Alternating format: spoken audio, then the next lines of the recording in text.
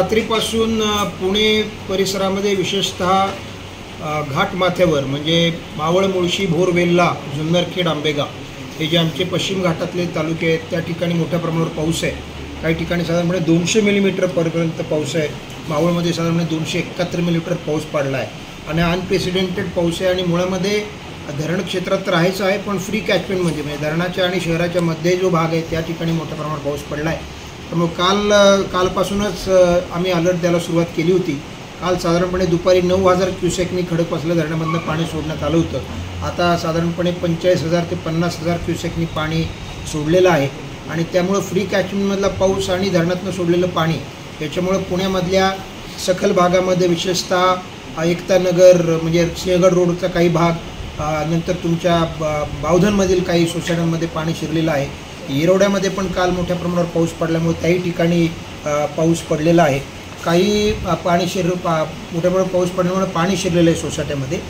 बालेवाडीतला मुळा नदीवरचा ब्रिज, नंतर संगम रोडवरचा होळकर ब्रिज, हडपसरीतला मुंडवा रोडचा साता ब्रिज, हे काही ब्रिज आणि येरवडा शांतीनगरमधला पण तो ब्रिज पाण्याखाली गेलेला आहे। त्यामुळे या ठिकाणी आम्ही वाहतूक रेस्ट्रिक्ट केलेली आहे। या सर्व भागामध्ये म्हणजे जुन्नरखेड, आंबेगाव, मावळ, मुळशी, भोर, वेल्हा, खडकवासला धरण क्षेत्रातला भाग, पुणे शहर आणि पिंपरी चिंचवड या सर्व भागातल्या शाळा आणि महाविद्यालयांना आम्ही आज सुट्टी जाहीर केलेली आहे। आणि पावसाचा एकूण जोर पाहता या भागातली इंडस्ट्रियल जे काही एस्टॅब्लिशमेंट आहेत आणि ऑफिसेस आहेत त्यांनाही आम्ही आता आवाहन करतो आहे की आपण आपल्या एस्टॅब्लिशमेंटला तुम्ही बंद करा, कारण याच्यामध्ये जर ते लोक अडकून पडले तर अडचण येऊ शकते। त्यामुळं मी हे आवाहन करतो। आता ज्या ठिकाणी पाणी शिरलेलं आहे त्या ठिकाणी NDRFची टीम पण पाचारण केलेलं आहे। NDRFची टीम प्लस PMCचे आणि PCMCचे फायर ब्रिगेडच्या teams with life saving boats वगैरे या पद्धतीनं बचाव कार्य चालू आहे। लो लाईंग एरियाजमध्ये जे लोक सोसायटीमध्ये आहेत त्यांनी घाबरून जाण्याचं काही कारण नाही आणि त्यांनी त्या ठिकाणीच वरच्या मजल्यावर थांबावं। कुठल्याही प्रकारची परिस्थिती अशी होणार नाही, कारण आपल्याकडं आता बंड गार्डनवरनं पण खाली मोठ्या प्रमाणावर आपण पाणी सोडलेलं आहे। त्यामुळे जो काही इन्फ्लो येईल वरच्या भागातून तो त्याच्यावर आम्ही कंट्रोल ठेवून आहोत, लक्ष ठेवून आहोत। आणि NDRFचं पथक, महानगरपालिकांचे आपत्ती व्यवस्थापनाचे सर्व अधिकारी आणि कर्मचारी, पोलीस दल हे सर्व त्या ठिकाणी कार्यरत आहेत। पुणे जिल्ह्यामधले जेवढी म्हणून काही या घाट परिसरातली किंवा डोंगर माथ्याच्या परिसरातली जेवढी म्हणून प्रेक्षणीय स्थळं आहेत, उदाहरणार्थ धबधबे असतील, तलाव असतील, उशी डॅमसारखे ठिकाणं असतील, ते पुढच्या 48 तासासाठी पर्यटकांसाठी आम्ही बंद केलेले आहेत। पर्यटकांना तिथे जाण्याला मुभा नाही आणि मी आपल्याला सर्वांना आवाहन करतो की आपणही अशा धोकादायक ठिकाणी जाण्याचं टाळावं।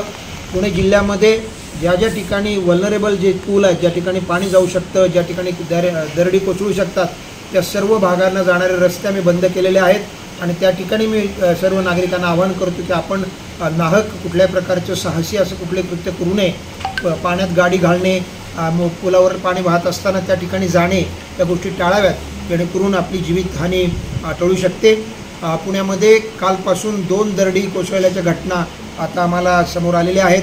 तामिणी घाटामध्ये आदरवाडी नावाच्या ठिकाणी एक पुणे जिल्ह्यातले अगदी शेवटचं ठिकाण मुळशी तालुक्यातलं, त्या ठिकाणी एक दरड कोसळली, त्याच्यामध्ये एक इसम मृत्यू पावलेला आहे, दुसऱ्या इसमावर उपचार चालू आहेत। दुसरी दरड जी दासवे लवासा सिटीमधल्या दासवे गावामध्ये एक दरड कोसळल्याची घटना समोर आलेली आहे। त्या ठिकाणी NDRFची टीम पोचती आहे आणि त्या ठिकाणी बचावकार्य आमचं चालू आहे। त्या ठिकाणी 3 व्यक्ती अडकल्याची प्राथमिक माहिती आहे। अजून त्याच्यामध्ये निश्चित प्रकारची माहिती आमच्या हाती आली तर आम्ही निश्चित देऊ। पण सर्वच ठिकाणी मी सर्वच नागरिकांना आवाहन करू इच्छितो की आवश्यकता नसेल किंवा अत्यंत इमर्जन्सी नसेल तर आपण घराबाहेर कृपया पडू नये। लहान मुलांना थोडंसं जबाबदारीनं आणि काळजीपूर्वक सुरक्षिततेची सर्व उपाययोजना आपण कराव्यात। ज्या ठिकाणी इलेक्ट्रिकल वायर्स आहेत किंवा ज्या ठिकाणी अशा प्रकारचे DPs आहेत त्या ठिकाणी जवळ जाणं टाळावं, कारण इलेक्ट्रिकच्या शॉकनी पुण्यामध्ये 3 व्यक्ती दगावल्या आहेत। नदीपात्रामध्ये त्यांची बुर्जीची गाडी होती आणि ती काढण्यासाठी ते गेल्या असता पहाटे त्या 3 युवकांना शॉक लागल्यामुळे त्यांचा मृत्यू झाल्याची बातमी आमच्यासमोर आली आहे। त्या तिघांना उपचारासाठी दवाखान्यात हलवलं होतं, परंतु उपचारादरम्यानच त्यांचा मृत्यू झाला। तर सर्व नागरिकांना आमचं आवाहन राहील की अशा प्रकारच्या कुठल्याही अशा प्रकारच्या कुठल्याही सर्व खबरदारीच्या उपाययोजना प्रशासन करत आहे. आपणही जरूर सुरक्षिततेच्या सर्व उपाययोजना कराव्या. धन्यवाद.